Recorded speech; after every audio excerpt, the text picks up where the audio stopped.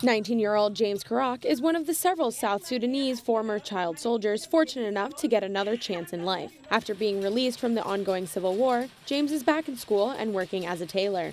Before I joined the war, I had no ability to support my family, but now I'm working. I can make some clothes, like school uniforms, to help my family.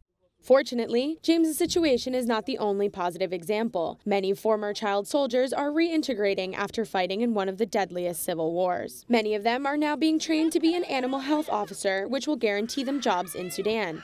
This training is run by the Veterinarians Without Borders organization. The United Nations is also very attentive to the issue of child soldiers, particularly in South Sudan. For example, members of the Security Council Working Group on Children and Armed Conflict visited the country to discuss the future of the young people suffering.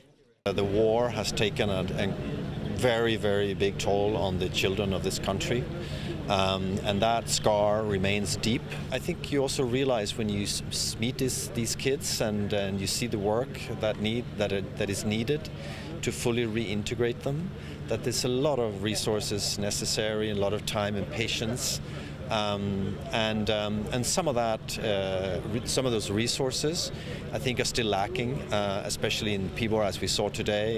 Established in 2011, South Sudan is the world's youngest country. The nation has been in a civil war for the majority of its existence.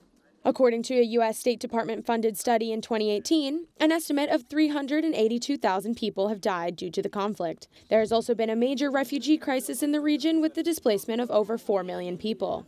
Earlier in 2018, Pope Francis shared his deep concerns about the war. He even expressed interest in visiting South Sudan after his meeting with the country's Council of Churches. Though the war seems never-ending, these initiatives providing former child soldiers with new opportunities are beacons of hope.